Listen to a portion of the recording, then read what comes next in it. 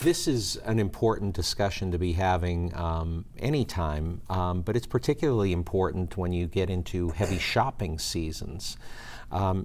Jennifer, are there bits of advice that you can give to people as they're approaching internet shopping?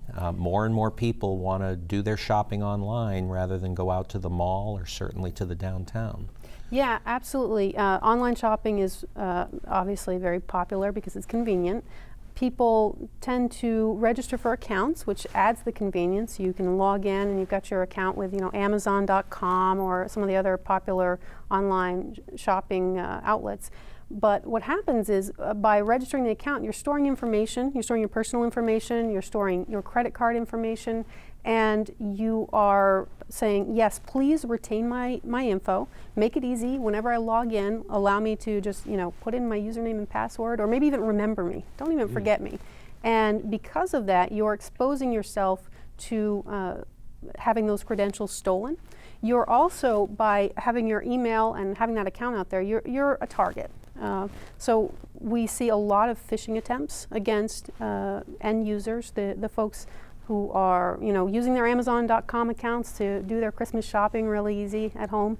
And we see a lot of scams where very legitimate looking emails are being sent to these people, and they are crafted in such a way as to elicit a response. And this is what we call phishing.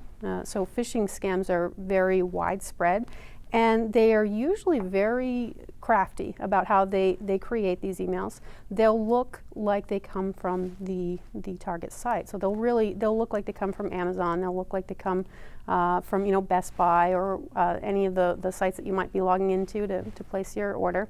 And they will request something from the user. Typically, they'll say, we've had an attack against our accounts, and we need you to log in. You need to provide your username and password, and then they'll put a link. The link in the email is often actually redirecting the person to a malicious website that's going to steal their credentials, thus opening them up to all of the identity theft and credit card fraud available with all that information they're storing. So the link may look like it's a perfectly legitimate link to an affiliated site. Yep, exactly. So it's very difficult to detect. There are some ways that you can spot a phishing email. A lot of times what we'll see is grammar errors. That's one of the dead giveaways, right? You see poor grammar, bad spelling. We also tend to see phishing addressed to a generic salutation. So, dear customer, hello from the Amazon staff, something to that effect. And then we'll also see a request to click a link or a request to open an attachment. These are red flags. If you see a request for either of these often are the actions preceding an attack against your account or your computer even. They can do a number of different things. They can steal your credentials. They can also infect your own computer using that attack. So this is something that we see more and more widespread, and it is especially prevalent during the shopping season. So be careful of these emails that come from places where you shop online or even your bank.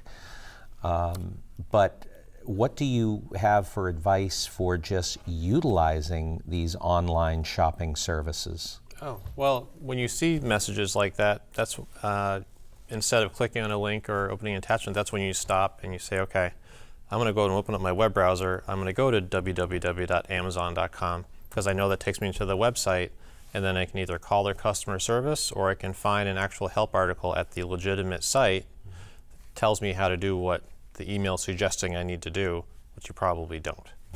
So that's always the best piece of advice I can give you.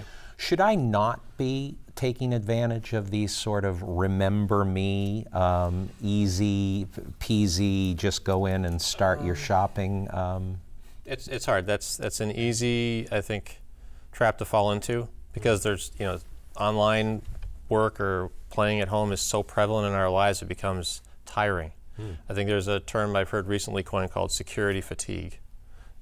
So I'm tired of having to remember different passwords and remembering to write it down or make them all super complex. That's why some legitimate password managers out there are becoming really, I think, popular, and justifiably so. They allow you to have different passwords for every different service that you use. They're all complex, and you don't reuse any of the same ones, which is becoming a really popular way for bad guys to get into accounts.